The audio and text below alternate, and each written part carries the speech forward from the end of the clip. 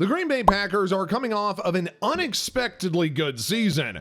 After the departure of Aaron Rodgers to the New York Jets, many had believed that the 2023 season was bound to be a massive rebuilding year for the Packers.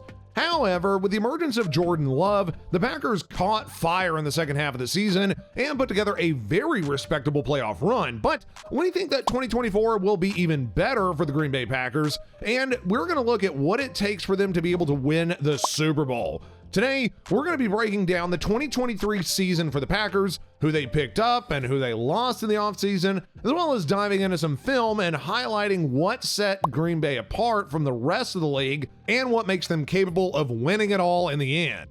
Starting off, let's do a quick recap of the 2023 season. Heading into the 2023 season, the Packers were projected to be one of the worst teams in football, and that was mainly due to the inexperience of Jordan Love at the quarterback position.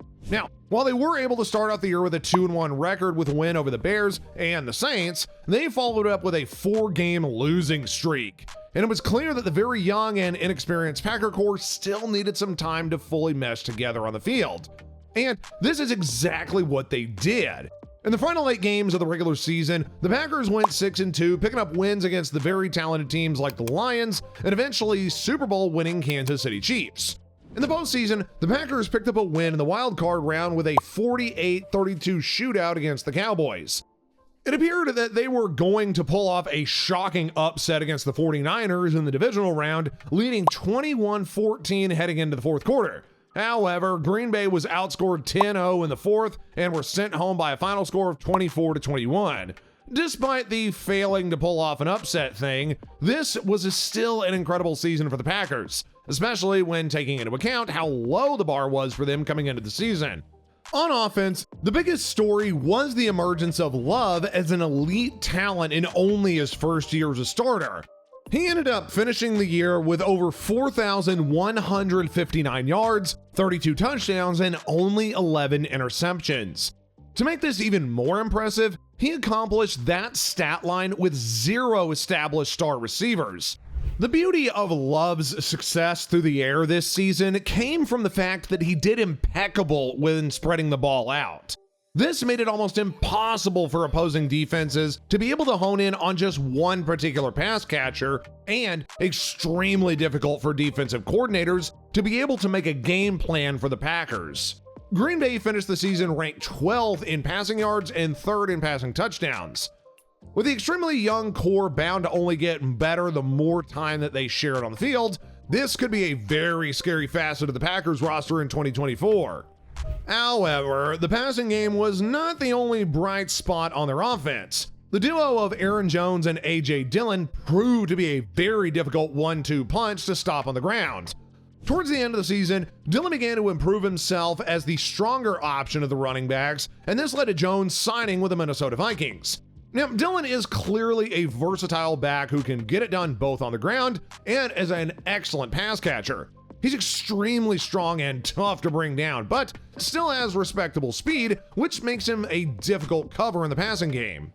Last season, the Packers ranked 15th in rushing yards and 23rd in touchdowns. However, that stat doesn't tell the full story, as Green Bay ranked only 22nd in rushing attempts.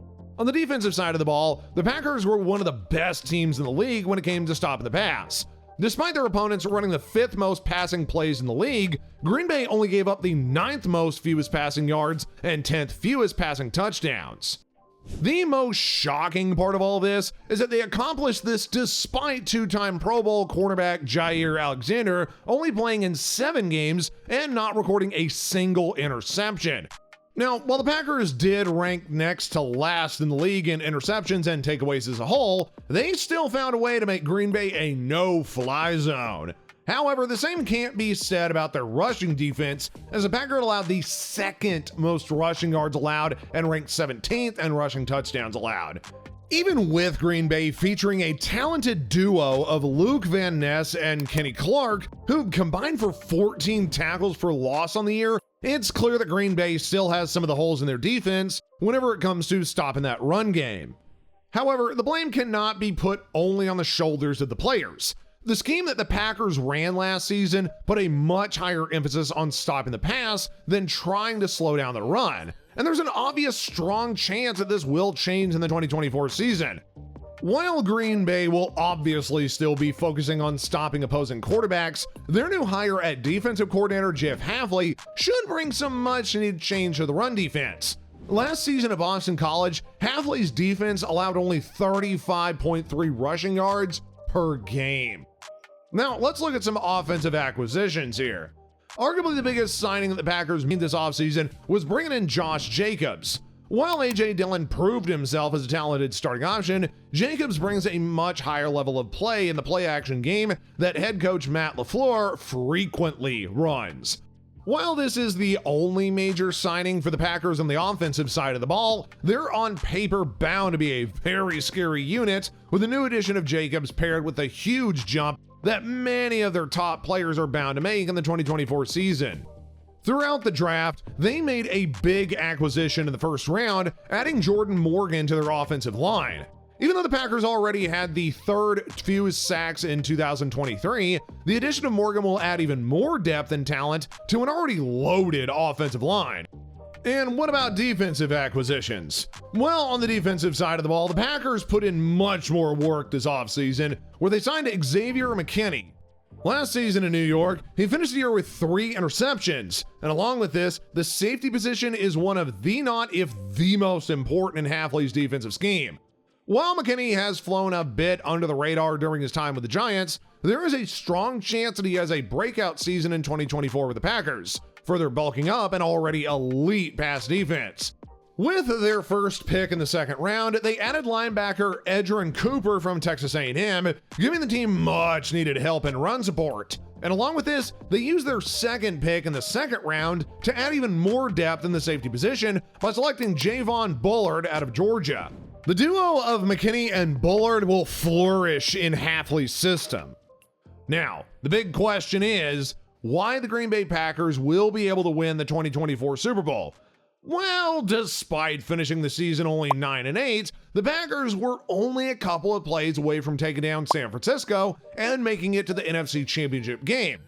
Plus, with the team's younger core having another year of experience under their belt, 2024 very well could be their year that they finally bring home the Lombardi Trophy for the first time since 2010. With Jordan Love pulling together an incredible year in 23 as only a first-year starter, there is a chance that he could totally break out this season and establish himself as one of the league's top talents at the QB. Looking at their rushing game, Josh Jacobs and A.J. Dillon have the potential to end up being the league's top 2 punches at the position. Both have the versatility to affect the game both on the ground and as pass catchers, filling into Green Bay's play-action offense perfectly. On the defensive side of the ball, the young core will have to find a way to stop the run better than they did in 2023, but with the addition of second-round pick Edgerrin Cooper and an overhaul for their scheme with the hiring of Jeff Hafley, the Packers could easily flip the script. Finally, after already possessing one of the league's top pass defenses in 2023, the front office did not take their foot off the gas as they brought in elite talent at the safety position, an essential part of Hafley's scheme. With their emergence as a true contender in the 2023 season paired with their great pickups over the offseason, the Packers may have what it takes to finally win the Super Bowl in 2024.